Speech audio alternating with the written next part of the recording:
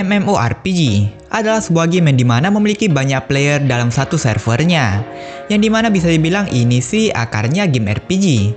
Tapi dalam mapnya ramai gitu. Kalian bisa buat guild, war antar server, dan lain sebagainya. Ada quest dan berfokus buat meningkatkan karakter kalian.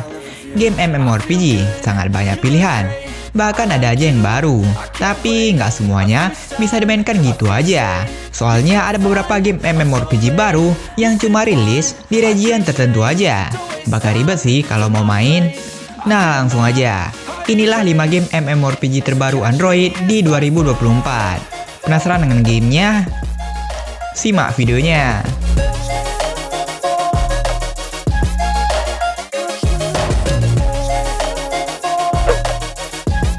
Ardal Chronicles, sebuah game MMORPG baru dari Netmarble, yang dimana kabarnya game ini terinspirasi dari movie Korea yang memiliki sinopsi tentang suku-suku yang bersaing untuk memperebutkan kekuasaan.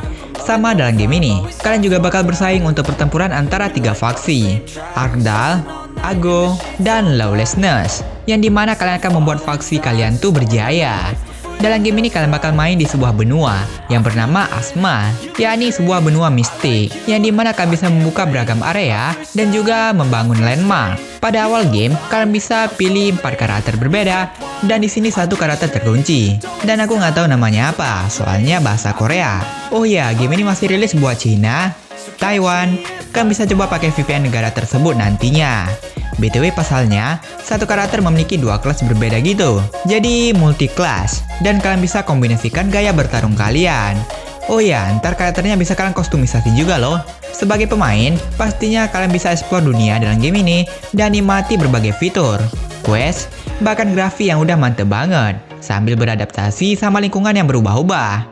Selain itu, game ini menyajikan gameplay dengan sistem PvP dan PvE yang dimana ada dungeon yang bisa kalian jelajahi serta boss raid yang dapat kalian basmi bareng guild kalian. Selain itu ada juga battle zone yang dimana battle antara aliansi gitu dah. Terus buat grafik, ini game mantep banget gak sih? Bagaimana tidak? Karena game ini memiliki visual grafik yang realistis loh.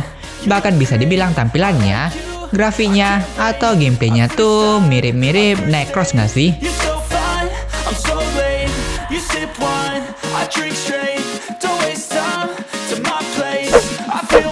Condor Heroes, jika tadi Netmarble, dan sekarang giliran NetEase juga nih. Condor Heroes juga game MMORPG baru dari developer NetEase, yang dimana game ini diadaptasi dari seri novel terkenal pada 1957 dengan judul yang sama, yang ditulis oleh Jin Yong. Adaptasinya nian banget coy, pasalnya semua penduduk kota ini adalah penduduk asli dari novelnya.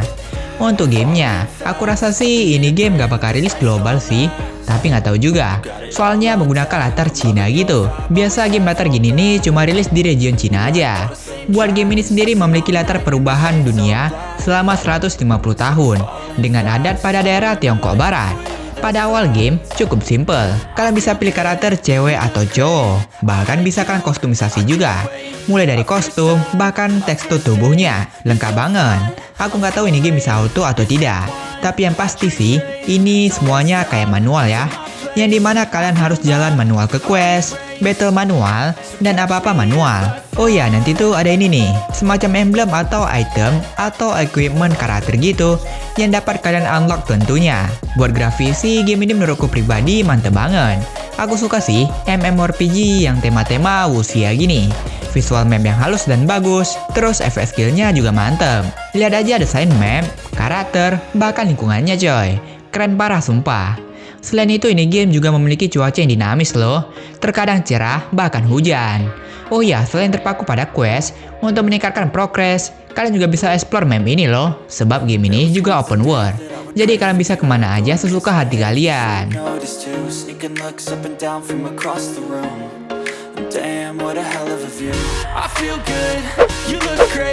Hit the World.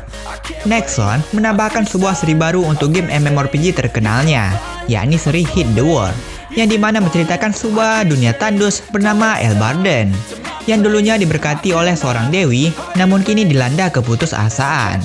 Pasalnya dunia ini menghadapi keruntuhan yang akan segera terjadi karena ketidakhadirannya sang dewi lagi. Pada awal game, kalian bisa pilih salah satu dari 6 karakter ini, yang memiliki kelas yang berbeda juga. Nah, game ini memiliki 6 kelas plus bejibun karakter. Ntar karakter lainnya bisa kalian dapati dari gacha. Plus karakternya rada sedap-sedap juga nih. Untuk gameplaynya ya MMORPG banget ya. Nge-quest, dapetin item, bahkan bisa crafting senjata gitu. Ya grinding habis-habisan sih. Banyak monster yang tersedia di map untuk kalian basmi. Dan bahkan dalam game ini memiliki banyak player dong. Ramai dah pokoknya.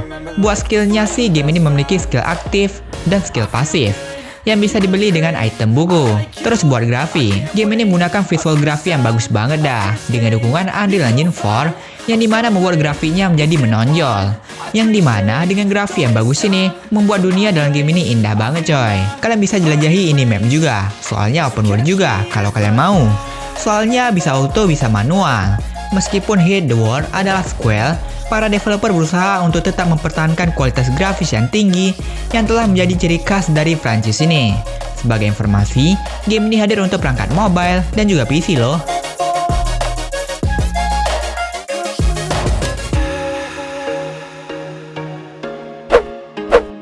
Immortal Kingdom M.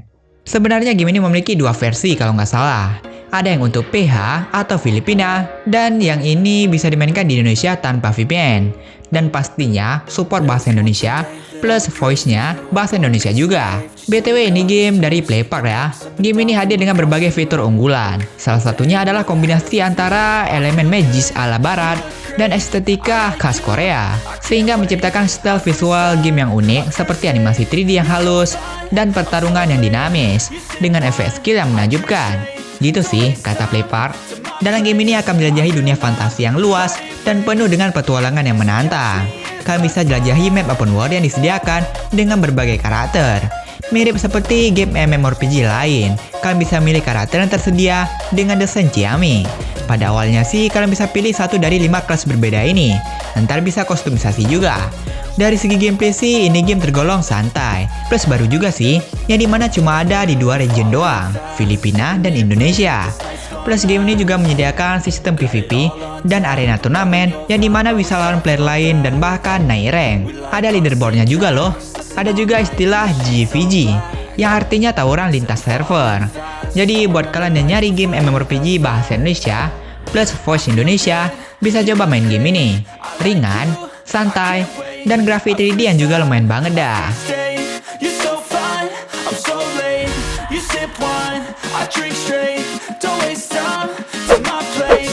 Pandora.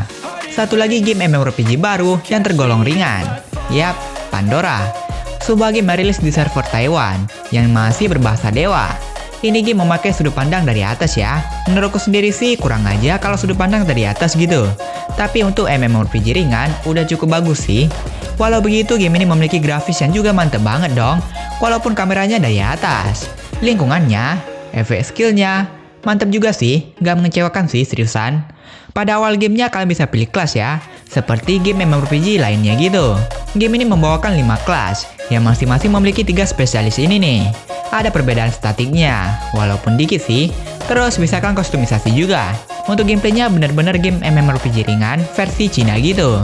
Cukup simple, yang dimana kalian hanya mengikuti arus coy. Seperti selesaikan misi yang cuma tap-tap karena auto, tapi bisa manual juga sih. Dan meningkatkan CP gitu. Selain itu game ini juga menawarkan multiple awakening. Bahkan bisa ganti job juga nantinya.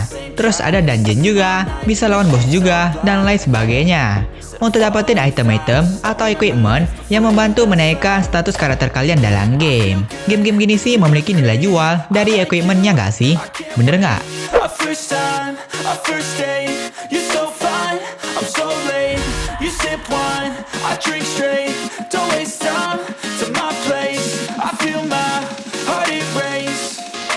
Catch me if I fall.